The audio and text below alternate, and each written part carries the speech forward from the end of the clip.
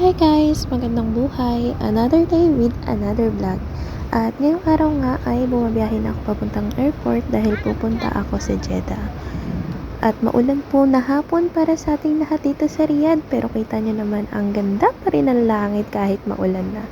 At nandito na nga ako sa passenger draft off. Ayan.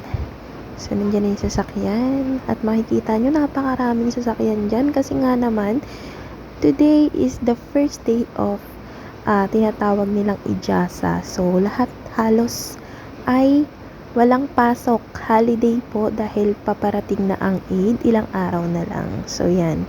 At talaga namang inulan pa. So, it means talagang blessing to.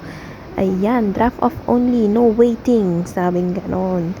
Kailangan naming magmadali at pero napakarami nga naman kasi talagang tao. Ayan, nasa departure na kami. Ayan, yung si kuya nagtutulak ng bagahe. Andito na kami sa by the way guys, naka business class nga pala kami. Ayan, dumaan mo lang kami ng duty free. At talaga namang napaka-bless ko kasi yung sinakyan naming eroplano ay naka business class. Ayan, may business lodge din na pwede kang maglibot-libot guys at makikita mo talaga yung mga libre dyan, napakarami.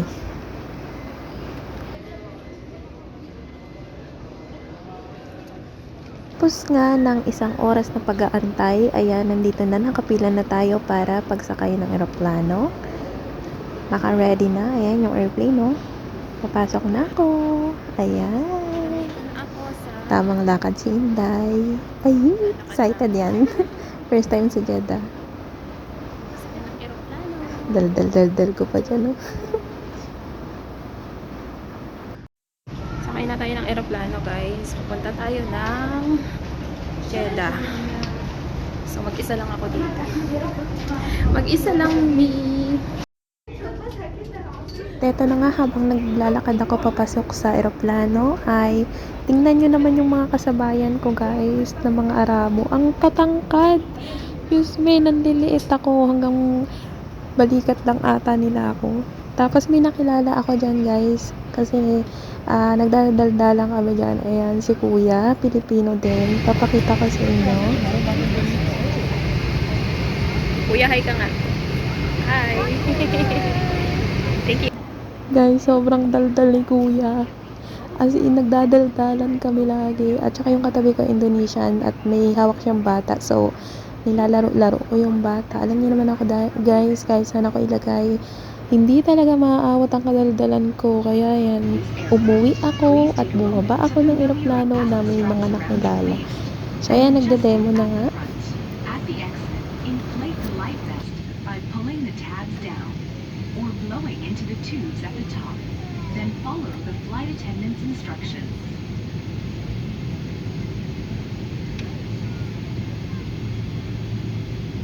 Guys, nakikinood lang ako dun sa katabi ko kasi yung sa harapan kong monitor, sira siya. If you are seated next to an emergency Kaya lahat sila nanonood. Bakit ang akin sira ayaw? Naglo-loading lang siya, guys. Puro mama yung nasa paligid ko. Yung katabi ko lang yung babae. So yan, nahihilo ko kasi yung pressure. Pababa na kami niyan. Pa-touchdown na. Yung pressure ng airplane talaga namang maano sa tenga ko. Kaya, tsaka medyo shaky kasi nga maulan that time. So, maulap siya. Medyo shaky yung ride namin. Kaya talagang sumasakit yung aking brain cells. Tapos ito yung pagkain namin sa aeroplano. Ayan, may dates, sandwiches, may wet tissue, may sweets, may lemon. Lemon lang. Ayan. Laban lang tayo guys sa buhay. At syempre, ibubulsa ko na. Pilipino tayo guys, bawal magsayang. Lahat ng pwedeng iuwi at lahat ng libre talagang kukunin ko yan. Ayan, nakababa na. Nag-aantay na ako ng bagahe. At ang tagal, grabe ng bagahe ko dyan. Ang tagal ko siyang inantay. Pero worth it naman. So, ayan, nandito na kami sa baggage claim at exit. Uwi na, charot. Hindi, papunta na ako niyan sa labas. So, lakad-lakad na and pupunta na dun sa magsusundo dahil nga ay magiging tagaluto tayo dito sa Jeddah. So, may aquarium pa sa astig talaga ng airport dito. Grabe.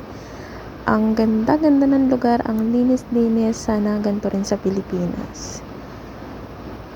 So, ayan, tamang lakad lang. At nasa labas na ako ng airport, nag-aantay na ng sundo. At nasundo na nga, ere na. So guys, salamat sa mga nanonood at sumama sa akin for today's video. God bless po and bye! Trabaho po muna ako.